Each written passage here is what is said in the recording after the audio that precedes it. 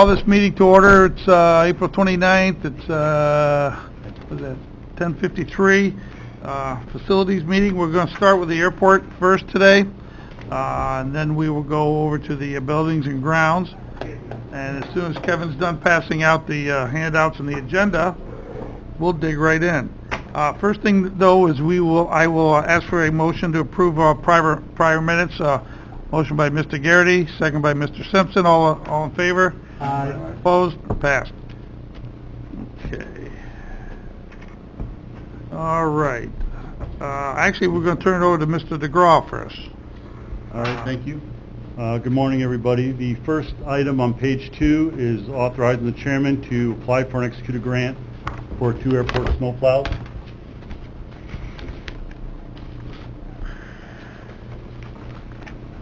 Motion by Mr. Simpson, second by Mr. Loeb. Discussion? All in favor? Aye. Opposed? Passed. Page number 3, authorizing the chairman to apply for an executed grant for airport sweeper. Motion by Mr. Garrity, second by Mr. Loeb. Any discussion? Yes, Mr. Loeb. It looks like in 2023 or 22, we're planning to build a facility to house all these vehicles. And 8 years ago, we bought a snow blower. But what is the total, you get two trucks, a sweeper and a snow blower? Is that our allotment for keeping that place clean? Yeah, and a loader. And a loader. Yeah. And we have a 1.5 ton truck, two small plow trucks, a 5500 and a 1.5 ton. Where do we shelter all of them now? Well, we have one building we call the old paint shop, which we're able to put 2 plow trucks and a sweeper in. In the firehouse, we're able to put the fire truck and the snow blower. And then in our existing maintenance building, we can put the smaller plow trucks in there. That's what we do now. And that doesn't work? I mean, as far as we're planning to build looking at the future budget, we're planning to build a facility. Right, so we're planning to build a facility that holds all of them in one place, and we're taking down 2 older buildings that are in advanced deterioration. We also have the sand shed. So the sand shed and the existing building, which are really old, 50-plus years old, will be taken down, and that'll be consolidated to one. Okay. Thank you, Mr. Chairman. You're welcome. Any other discussion? Okay, all in favor of this motion? Aye. Opposed? Passed. Page number 4, we're looking for approval from the committee for our 5-year consultant authorization. We went through and ranked the airport consultants in 2 areas, architectural engineering and planning, and we have them laid out on page 5.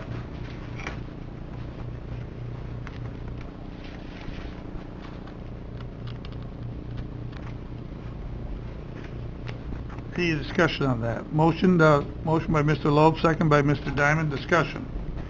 Mr. Loeb. Thank you, Mr. Chairman. Do we, the criteria for the award was under 2 areas. Do we hire only one consultant or 2? Well, we had 6 consultants apply, and we picked 4 of the top for each. Right. So we've got 4 we can choose from. But only one of them, and We have 4. one is going to do both areas. The A&G or... A&E is architectural engineering, Yes. and then planning. We have 4 consultants total. If you go to page 5, you'll see that the planning consultants that were picked were Jacobs, McFarland Johnson, AECom, and CNS. Jacobs being the top pick for planning. And we would use the other ones. Jacobs would most likely do some of the capital improvement programs or the airport improvement programs. And then for the architectural engineering down below, we picked 4. Happens to be the same 4 for them as well, but CNS being the top company, with Jacobs coming in second, McFarland Johnson and AECom third. When we do contracts for these, we do individual. This is just to tell you that we've picked these 5 consultants based on the criteria. We would still come back every time we have a new consultant agreement or contract and bring the contract back to committee. But these are the 5 consultants as we chose as for the next 5-year plan. So we're not saying we're gonna take the top one, J and S for Jacobs. planning. And we have a choice, still have a choice of those four that you could choose, go through. That is true. However, we did, for our 5-year CIP plan, the number one choice for A&E and the number one choice for planning would be the ones that we use for the FAA CIP plan that we currently have. Not necessarily the same ones. Jacobs would be used for planning, Okay. and CNS would be used for the architectural and engineering. Very good. Thank you very much. Welcome. Mr. Diamond? Thank you, Mr. Chairman. Just a quick question. How was the basis determined to come up with the evaluation process? Well, there's an advisory circular that we followed. The advisory circular has certain items that we're looking at. So they had a submission. We looked at each, well, there was 3 of us, but we each independently looked at the different groups and then looked at their submission, and then we made a subjective judgment call. And we put a numerical rating on it. Was the chairman of the committee participate in this exercise?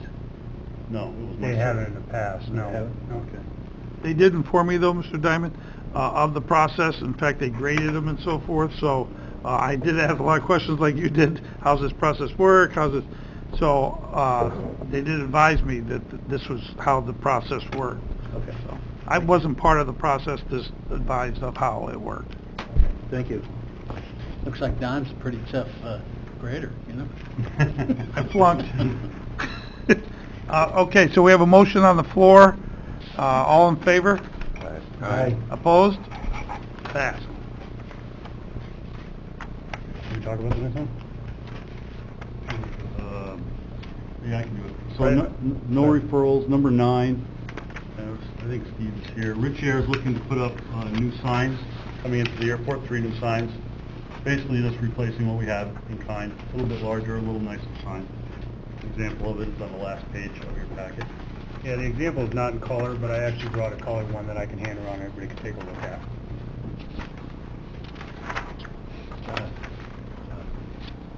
That just gets passed through Queensborough? Hmm? That just gets passed through Queensborough? What's the sign?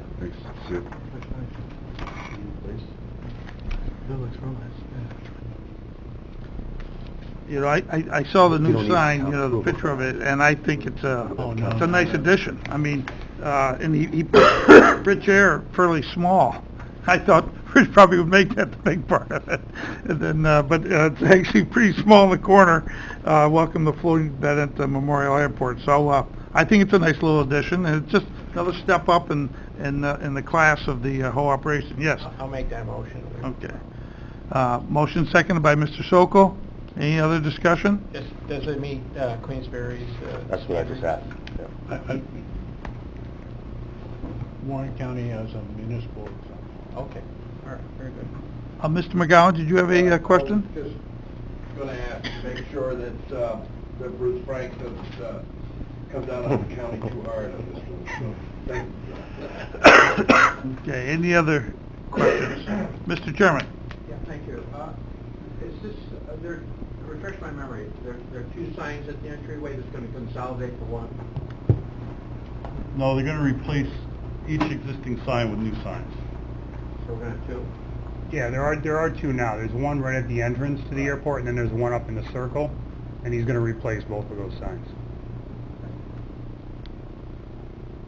Okay, I'll call the question. All in favor? Aye. Opposed?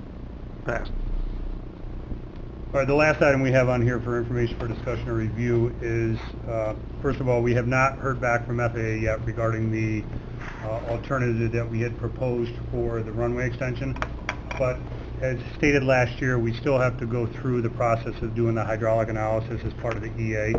So Haley and Aldrich, who is a subconsultant to CNS, will begin their work because this is the time of the year in the spring that they need to gather that information for the groundwater system. So just to let the committee know that they'll be starting probably within the next couple of weeks.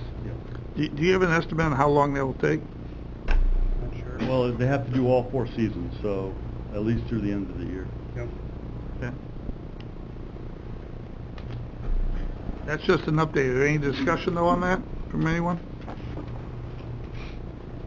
Privilege of the floor, Mr. Whitehead.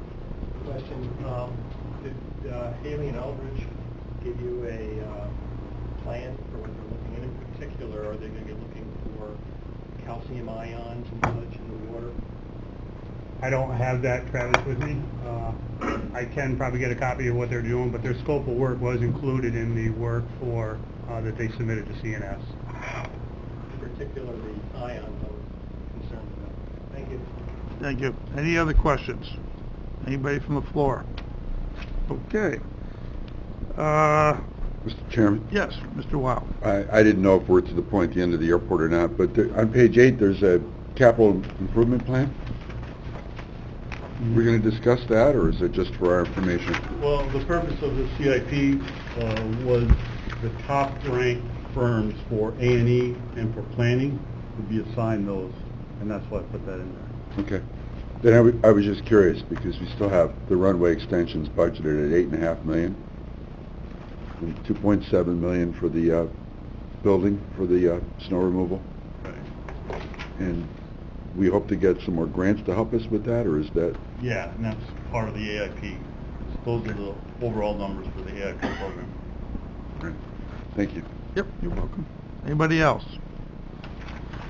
Okay, that will conclude then our airport review. Let's move over to now buildings and grounds.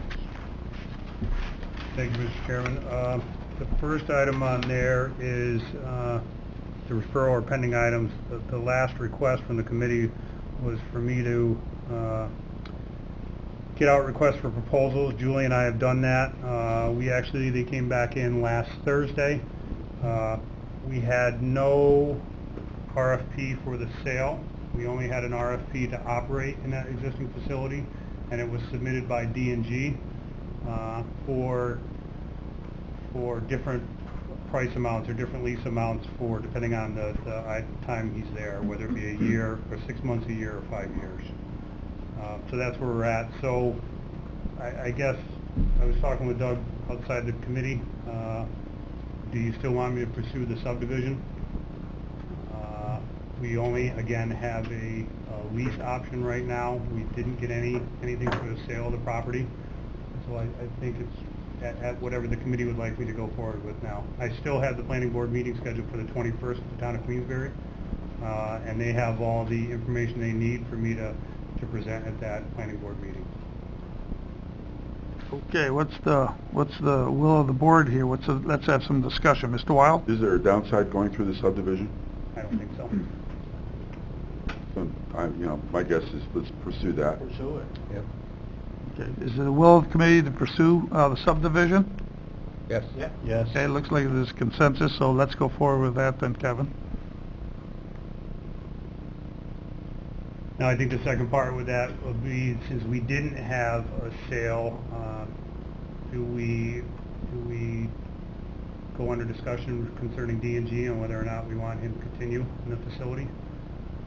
Again, he was the only one that submitted for operation of the facility.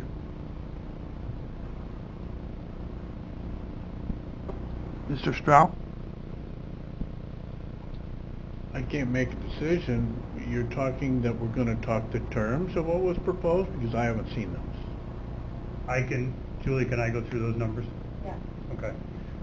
We did a proposal for a 6-month lease, a year lease, or a 5-year lease. For the 6-month lease and the year lease, he is willing to pay the county $6,008 a month for both the 6-month and the year. For the 5-year lease, he's proposing to pay the county $5,800 a month. Say that again, would you please, Kevin? I was writing it down. The 6-month and year lease would be $6,008 a month, Okay. and the 5-year lease would be $5,800 a month. So that's a, Go ahead, Mr. Diamond. that's a $2,000 a month increase That's correct. he's paying now? How about other language in the contract? Well, I would work with the county attorney's office to add. I know at one point he was requesting some improvements to the roof. He wanted some modifications to the lighting inside the building that would ultimately reduce his expenses to the lighting. where are we with those requests? We haven't done anything with those requests yet whatsoever. Is that something that we could ask county attorney to talk or discuss or negotiate with them as regards to those improvements? The last estimate we had on the roof was $100,000. What is that, where does that stand in his priority of repairs to the facility? Those are the things I'd be interested in knowing, you know. Before we sign a Before we lease, sign a right. lease, yeah. Okay, those are good, very good. Yes, Mr. Wild? And additionally, we have the issue with the EMS equipment that's in that facility that I can't recall, but from what my understanding was, there was some concerns about it potentially being damaged because there is, at least OSHA mentioned that there's a possibility of a fire explosion because of all the dust. And I'm not sure if they've addressed the dust issue. They probably have, otherwise the DEC would have been in there. But there's still the issue, I believe, in terms of the way this property is maintained. That's one issue. And the second issue, is it economically feasible for us to continue with this if we have to put a $100,000 roof on it? And then some.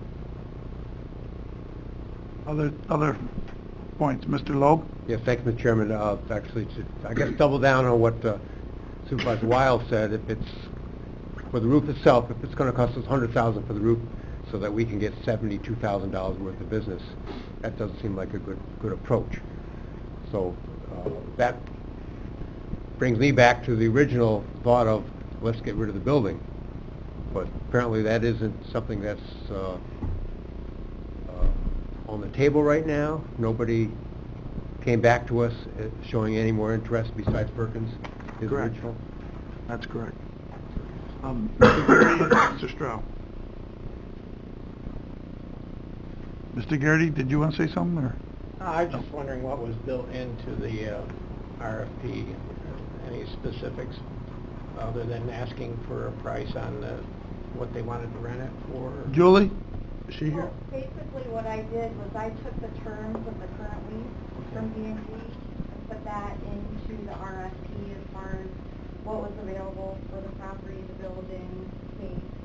So we didn't address any specifics in there, so we're... No, we just opened it up to any type of industrial use. We didn't limit it to any. And then we can negotiate that. Okay, that's fine. Mr. Stroh? They're proposing $6,000 Per month. $6,000 a month, basically, so that's $72,000 a year of income the county would be bringing in with this building. So if it costs $100,000 for the roof, and that benefits the county because it enhances the building, my calculations say that a little over a year, that roof would be paid for by leasing it out, and you have a new roof. So it seems to make economic sense. I mean, if you were Mark Levac or somebody else, you would say, oh, leasing it is going to bring you a lot more income in the long run. Thank you, Mr. Levac. Any other comments? Yes, Mr. Diamond. Mr. Chairman, I think the response to the RFP was just a starting point in regards to future negotiations. Maybe we ought to ask our county attorney to see if she can negotiate a little bit more of a favorable rental income in regards to this. We know what he's offered, but still, we can come back to him with what our thoughts are as far as that facility. I'm not opposed to having an agreement with him, but maybe we can get a better deal. Okay. Mr. McDevitt? Yeah, I'm just not, you send out an RFP, and someone in good faith fills out an RFP, and then we come back and say we'd like a better deal. How do you do that? Well, that's been pretty standard all along. Yeah, they're allowed to. The RFP is... That allows you. Is that the starting point? It's the Yeah. starting point. Okay, thank you. So what's the will of this committee? What do you want to have Mary? You indicated you'd like Mary to... Well, maybe the committee itself, or you, Mr. Chairman, could take a look at the language, and we can discuss that and give her some direction on what we think would be favorable or the best interest of the county. I'd have to take a look at the contract again, but I don't think it would be that difficult to be able to work out something with the county. We know what its starting point is. Okay, Mr. Garrity, then Mr. Lowe. Yeah, real quick, we at least ought to ask the leasing to meet all the state and local requirements of any air pollution or any of that stuff. That should be built into it. You should meet all the standards that before we were to lease the building to anybody, so. I totally agree with that. We You know, don't I want mean, them being out of there needs to be a compliance with little any more state. And code enforcement. Yeah. Mr. Lowe? Yes, thank you, Mr. Chairman. We're looking at the subdivision issues for further, with regard to future use of the property. So I'd be inclined to support a one-year lease as we gather other information. And next year we can decide, okay, which direction do we want to go. Okay. Mr. Wild? Mr. Chairman, thanks. Mary and I have talked about this before, but there were numerous elements within the contract that weren't being abided by. Case in point, one of the main conditions was, as he was leasing the property, it should be maintained and returned to its original condition when the lease expired. I didn't see any documentation that said that all the garage door openers were working, all the ramps for the loading docks were not working. There's a lot of damage in that property that needs to be looked at, and I think we need to have a serious look at some of those terms in the contract to help us get what we should have out of that before we start a new lease. Makes some sense. Any other comments? So is it the will of the committee that we sit down with Mary, Mary puts together a little tighter lease of what we're looking for? We don't have to decide on the 6 months, 1 year, or 5 years rate today, but is that the will of the committee? Is that we'd like to have Mary tighten up the lease and prepare a counteroffer along with the basic requirements that he's following the law with environmental concerns and so forth, and probably concerning Mr. Wild that we have that any new lease we're up to standards starting going forward, that we're not already behind before we go forward. So is that the will of the committee? Okay, so go ahead. So Mary, can you work on that? And if you want me to sit down with you, I'd be glad to sit down with you and try to remember what they said. I got notes. You got notes? Okay. All right. Very good. Yeah, Mr. Chairman. Thank you. Just, one of the issues we've had, Mr. Chairman, with the property has been the unkept nature, litter around the building and that kind of thing. It would be nice to have, I think, in the lease that if Kevin identifies that to the property owner that he has so many days to remedy it. If he doesn't remedy it, we go in with our own crews and then we send him a bill. I mean, this has gone on for a long time with that property, and we don't ever seem to be able to keep it where it needs to be. I just would like to have some recourse if property becomes unsightly, that he be given so many days to remedy the situation. If he doesn't remedy it, we send in people, and it just becomes part of the lease. Whatever that cost is, that's the cost. Seems fair. Give them a heads up, and that seems fair to me. Mary's taking notes. Thank you. Any other comments? Okay. Kevin? Next thing we had on under referral and pending items was for me to look into the National Grid funding opportunities for electrical vehicle charging stations.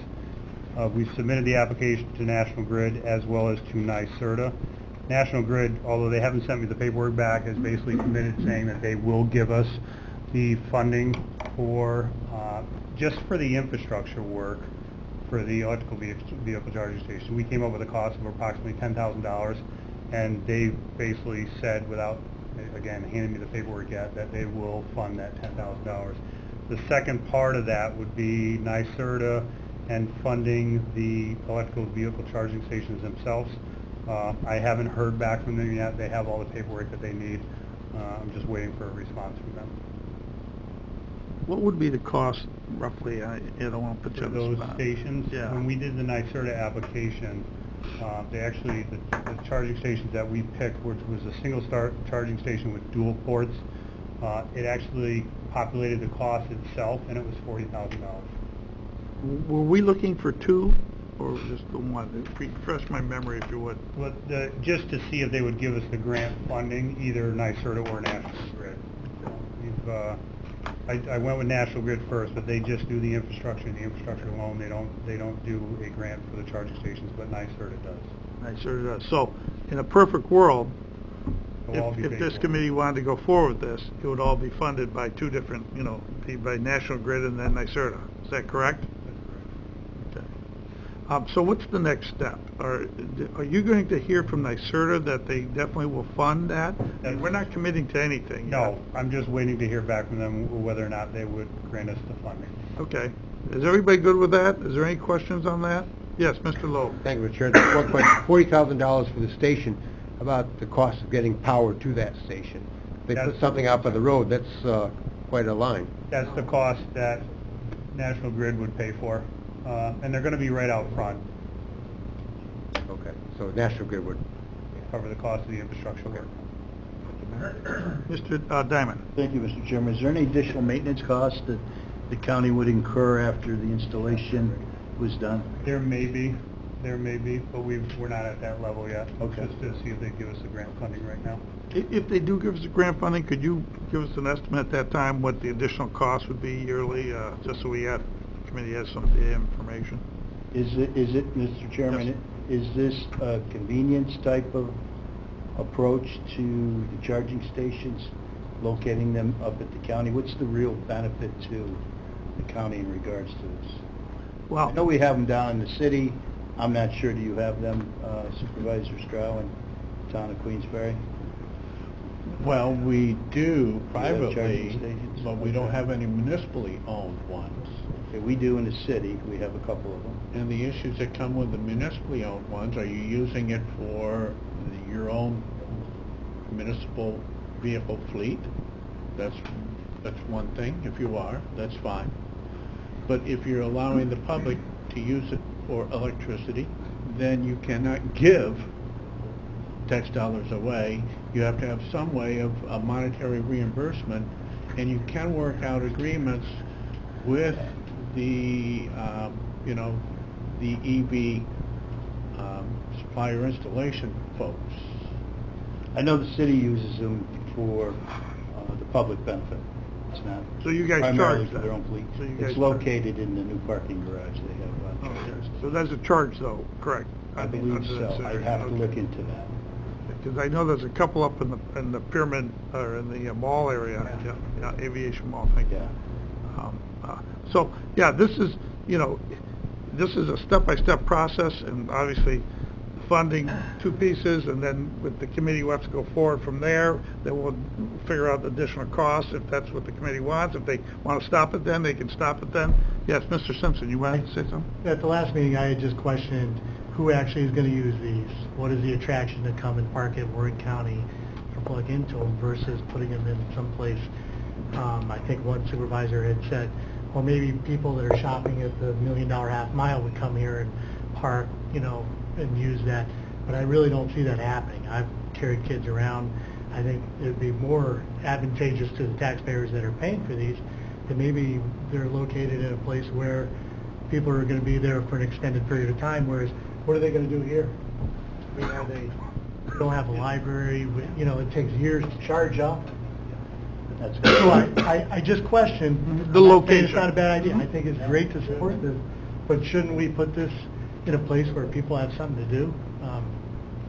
Where they, and just most effective use of our dollars. Let me ask you, will we still get the funding if we change the location from this, I'll have to go back and resubmit. you'd have to resubmit, so if we... Based on site location. So it's based on site location, okay. So if we did change the location, which makes sense to me too, I mean, it's a possibility, you'd have to resubmit to NYSERDA and National Grid, or just both of them? They'd have to approve both, okay. Yes, privilege of the floor, yes, sir. Yes, I'm Kurt Austin. I drove an EV here today. And one thing I should mention, we've owned this car 8 months now. We've never charged it other than at home. So that's something that's not always understood. But in this current situation, I would say put the charger over there for a future county-owned EV. That's what you really want it for. Or for employees who are here all day long. But for visitors, I don't think it would get used very much. Okay. It's just an hour's worth of charging. Mhm. Doesn't really count for much with that type of charger. Okay, thank you. Thank you, Kurt. Any other opinions or? Well, it sounds like to me we got a lot of decisions to make, but let's move forward with the process. Let's see if NYSERDA gives us, okays us for that grant money. That's step 2. And then at that stage, we may, and he'll bring additional costs, but this committee may want to change the location, of which we then have to start the process over again, which is not a bad thing, of going to the both National Grid and NYSERDA if we go to a different location. Yes. I just want to say, if we do change that, the money is going fairly quickly under both NYSERDA and National Grid. Okay, I'm glad. That's a nice piece of information, too. Yes, Mr. Loeb? Thank you, Mr. Chairman. I think what Kurt mentioned is an excellent point. We fill up with gasoline, we're there for 3-4 minutes. Electric power in a battery is, well, I just looked it up. Depending on the size of the battery, it could be as low as 30 minutes, could be as much as 12 hours. Generally, you're talking multiple hours. So for a shopper to come in and plug in, even if they're going for dinner, an hour or 2, that doesn't make sense. In the long run, maybe, because batteries will change 10, 20 years from now, but right now, if we're going to put on one station, it would be better, as Kurt suggested, in a place that's going to be utilized. We Mr. can get Straub? into these details later, but it's not the battery, it's the charging station itself. Has different qualities. You can have a 2-hour, 4-hour, 24-hour. Most of these are going to be on probably the 4-hour basis. Has little to do with the battery itself. Has to do with the charging station. Well, those are discussions we're going to have as we get more information and if we get the green lights from NYSERDA and so forth.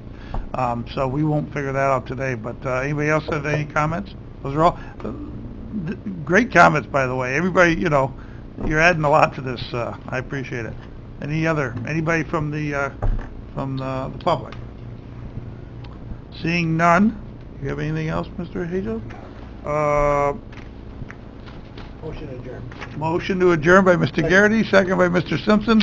In favor? Well played. Adjourned. Well played.